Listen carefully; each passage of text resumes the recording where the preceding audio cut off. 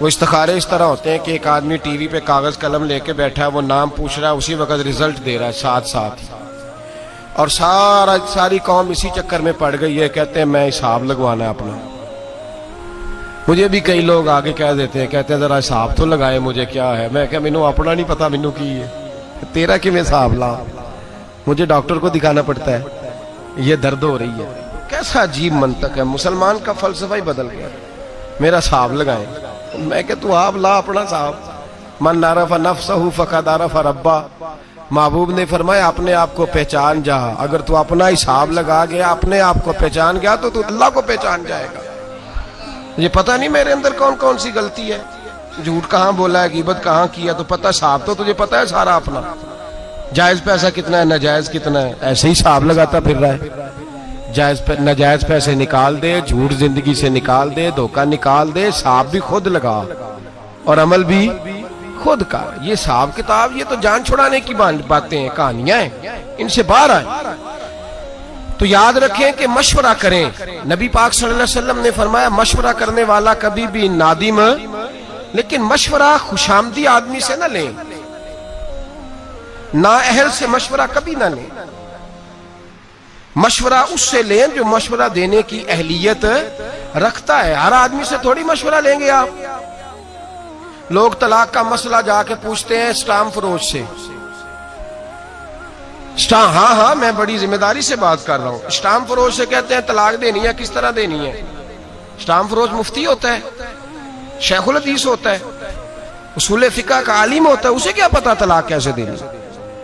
اس نے کیا کیا ہوتا ہے اسٹام فروش نے؟ اللہ ماشاءاللہ سب کا نہیں مجھے پتا، جو لوگ میرے پاس کیس لے کے آتے ہیں کہ یہ میں نے طلاق دے دی، اس نے پکی عبارت لکھ کے کمپیوٹر میں سیو کی ہوتی ہے، میری بیوی فلاں بنت فلاں، یہ خانہ اس نے چھوڑا ہوتا ہے، جب آپ نام بتاتے ہیں تو وہ درج کر دیتا ہے، اور وہ کہتا ہے جی پہلے شادی ہوئی، پھر کچھ دیر معاملہ ٹھیک رہے، پھر آپس میں رنجش ہو گئی، اب میں ناراض ہوں تو طلاق طلاق طلاق، 3 طلاقیں فارغ۔ اب آتے ہیں، جب ہوش آتی ہے، عقل آتی ہے، بچے روتے ہیں، 1 ہفتہ گزر جاتا ہے، خود بھی باپ تڑپ رہا ہوتا ہے کہ میری بیٹی تو میرے سینے پہ چڑھتی تھی، مجھے نظر نہیں آ رہی، وہ میرا بیٹا جو دوڑ کے آ کے دروازہ کھولتا تھا، میں باہر جانے لگتا تھا تو چھپ کے نکلتا تھا، میرا تو گھر اجڑ گیا، تباہی ہو گئی ساری۔ اب اسے ہوش آتی ہے، پھر وہ عالم کے پاس جاتا ہے اور جا کے کہتا ہے جی یہ میرا طلاق نامہ ہے، اب بتلائیے۔ مولانا اس کو کہتے ہیں طلاق تو تیری ہو گئی، تو کوئی رستہ نہیں رہا۔ اس سے کہا جاتا ہے صاحب تو نے یہ کیوں کیا؟ تو وہ کہتا ہے جی میں تو اس کے پاس طلاق لکھوانے گیا، اس نے طلاق طلاق طلاق لکھ دی۔ اب اس سے کہا جائے گا بھائی جب تو بس چلانے کی، گاڑی چلانے کا طریقہ سیکھے گا تو فروٹ بیچنے والے کے پاس نہیں جائے گا، اس کے پاس جائے گا جس سے ڈرائیونگ آتی ہے۔ تو کہاں چلا گیا؟ تجھے پتہ ہی نہیں کہ یہ مشورہ کس سے لینا تھا۔ جب آپ نوجوان کی شادی کرتے ہیں تو نوجوان مشورے لیتا ہے نوجوان دوستوں سے، اس کے لیے درستی نہیں یہ مشورہ لینا، وہ تو کسی عالم کے پاس جائے گا، وہ آداب سیکھے گا۔ بلکہ میں کہتا ہوں زندگی میں جو کام بھی آپ کریں، تجارت کرنے لگے تو علماء سے جا کے پوچھیں کہ آداب تجارت کیا ہے۔ جب آپ مداربت کرنے لگیں، یعنی پارٹنرشپ پہ کام کرنے لگیں، اس کے شریعت نے اصول بیان کیے، آپ اس سے جا کے پوچھیں۔ بینک سے گاڑی لینے گئے تو وکیل سے مشورہ کر لیا، او خدا کے بندے تو عالم سے پوچھ کے یہ جائز ہے کہ ناجائز ہے۔ اور پھر ایک اور بات بڑی ذمہ داری سے، یہ میرا اعلان نہیں کہ میں تقریر کر رہا ہوں تو میں اس لیے عاجزی کے لفظ استعمال کر رہا ہوں، الحمدللہ میں اپنے دل سے پوچھ کے بات کر رہا ہوں۔ میں نے کبھی نہیں سمجھا کہ میں بہت بڑا عالم ہوں، کبھی نہیں سمجھا، کبھی نہیں، اور کبھی میرے اندر نے مجھے مشورہ نہیں دیا کہ آپ کو بہت بڑی شخصیت ہے۔ لیکن میرا آپ لوگوں سے یہ گزارش ہے کہ بھائی ڈاکٹر کو دکھانا تو آپ کہتے ہیں گکھڑ میں نہیں دکھانا، اسپیشلسٹ کے پاس جانا ہے، اور مسئلہ پوچھنا ہوتا ہے تو آپ محلے کے قاری صاحب سے پوچھ لیتے ہیں۔ یہ کیسی بات ہوئی؟ آپ کو نہیں پتا کہ اسپیشلسٹ کون ہے؟ پتا ہوتا ہے کہ نہیں؟ جڑے نہیں بولے انہوں نے کاکھ نہیں پتا بچارے، بڑے بولے بڑی ضروری بات کر رہا ہوں۔ ہمیں پتا ہوتا ہے کہ نہیں کہ پختہ عالم کون ہے اور کمزور کون ہے؟ پتا ہوتا ہے کہ نہیں؟ کہ میرے منہ کڑانا جی تسی دسو وڈیا نہ پتا۔ او خدا کے بندے، ہمیں اس بات کا پتا علم ہو تو پھر آپ پختہ عالم کے پاس کیوں نہیں جاتے؟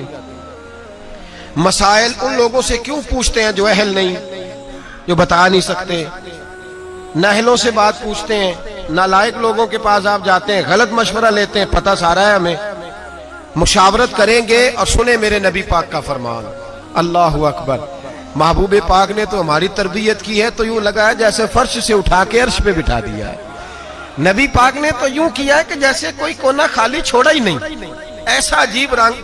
کنز المال میں نبی پاک کا فرمان پڑھا تو میری تو طبیعت پھول کی طرح کھل گئی، اور فرمان ہی حضور کا نرالا۔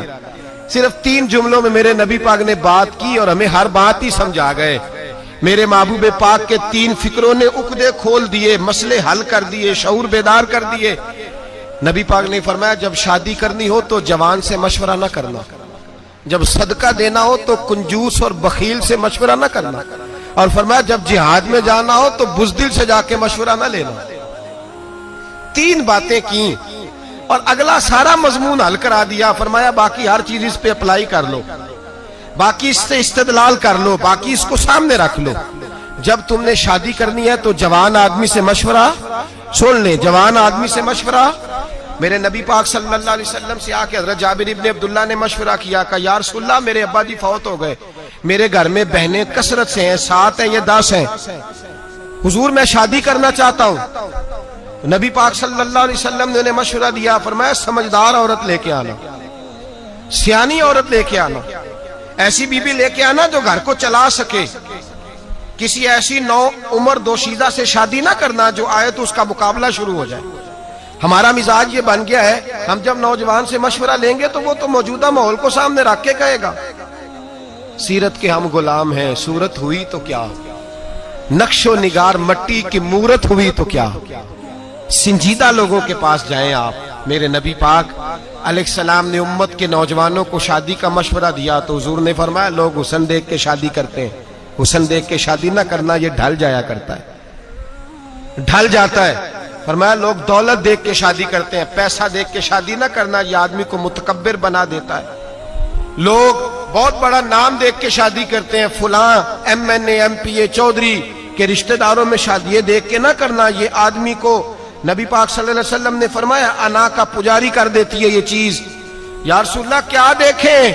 فرمایا جب بھی دیکھنا دین دیکھ کے شادی کرنا۔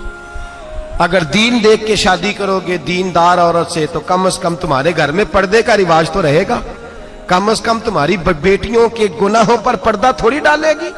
مشورہ دیا میرے نبی پاک نے، فرمایا شادی کرو، آپ کنجوس کے پاس چلے جائیں، کہیں میں نے صدقہ دینا ہے، وہ کہے گا بھائی سارے بندے ہی فراڈ ہیں، یہ جتنے خیرات مانگنے والے ہیں سب کوٹھیوں والے امیر ہیں، بالکل نہ دینا کسی کو بھی، چونکہ خود کنجوس ہے بیچارہ۔ یہ مسجد نہیں بن رہی ہے، کنجوس آدمی سے مشورہ کر لیا یا چندہ دے دوں، اس نے کہا پہلی مسجدیں بھری نہیں جاتی، مولوی نے نہیں شروع کر دی ہے، چھوڑو کوئی ضرورت نہیں، چھوڑو۔ اسے کہا اس مدرسے سے تعاون کر دوں، اس نے کہا بالکل نہ کرنا، قطع نہ کرنا، مولوی پڑھ لے کے جھگڑے کرتے ہیں، مناظرے کرتے ہیں، بالکل نہیں، ان کو پیسے نہیں دینے۔ ہمارا ہم مشورہ کس سے کر رہے ہیں؟ کنجوس آدمی سے۔ صدقہ دینے کے لیے مشورہ کس سے کرنا چاہیے؟ سخی سے، سخی سے مشورہ کرنا ہے۔ میرے رسول پاک علیہ الصلوۃ والسلام کے پاس صحابی آئے کچھ مانگنے، حضور کچھ دیجئے، تو نبی پاک نے کہا بلال کچھ ہے گھر میں؟ حضرت بلال کہنے لگے حضور گھر میں تو 4 دن سے روٹی کوئی نہیں پکی۔ تو نبی پاک نے فرمایا یہ میری زرہ اٹھا فلاں یہودی کے پاس جا، اس کو رکھ دے وہاں گروی رہن رکھ دے، اس سے پیسے لے آ، اس کو دے دے، یا اس بندے کو کہہ کہ فلاں یہودی کے پاس جائے، فلاں آدمی کے پاس میرے نام پہ قرضہ اٹھا لے۔ ایک صحابی بولے کہنے لگے یا رسول اللہ صلی اللہ علیہ وسلم اللہ تو ہمیں پابند نہیں کرتا، آپ نے ہمیں بتایا ہے کہ چیز ہو تو دے دو، مجبور ہونے کی ضرورت نہیں، تو آپ یہ کیوں کر رہے ہیں؟ ان کی بات سنی تو حضور کے چہرے پہ شکن آیا۔ قریب ایک غلام بیٹھے تھے، کہنے لگے محبوبہ اس کو چھوڑیں، آپ خرچ کریں، آپ خرچ کرتے جائے اللہ آپ کو دیتا جائے گا۔ نبی پاک راضی ہو گئے، فرمایا تو نے بڑی کھری بات کی ہے، تو نے بڑی اچھی بات، ہم نے پیسے بچانے ہوتے ہیں تو کنجوس کے پاس چلے جاتے ہیں، کیوں جی کروں کچھ؟ دین کے بارے میں مشورہ کرنا ہے تو بزدل کے پاس چلے گئے، اس سے جا کے مشورہ لیا، جہاد پہ چلا جاؤں، مسجد جایا کروں، فلاں عالم کا سپہ سالار بن جاؤں، کا بالکل نہ جانا، مولوی تو مروا دیتے ہیں، بالکل نہ جانا، وہاں تو ایسے ہوتا ہے، بم بلاسٹ ہوتا ہے۔ آپ بزدل کے پاس چلے گئے، آپ بزدل کے پاس چلے گئے، آپ وہاں کیوں نہیں گئے کہ ایک بی بی 4 بیٹے لے کے حضرت عمر فاروق کے پاس آئی، اور جب بیٹے سامنے کھڑے ہیں تو وہ خاتون رسول اللہ کی کنیزہ حضرت عمر فاروق رضی اللہ تعالیٰ عنہ کے سامنے بیٹے کھڑے کر کے کہنے لگی حضور میں نے اپنے بیٹے کو کہہ دیا ہے کہ جس نے پشت پہ تیر کھایا میں اسے بیٹا نہیں مانوں گی، میرا بیٹا وہی ہوگا جب جہاد سے واپس لوٹے گا تو سینے پہ تیر کھا کے آئے گا۔ ان کے پاس جا، تو کن سے مشورے لے رہا؟ ان کے پاس جا۔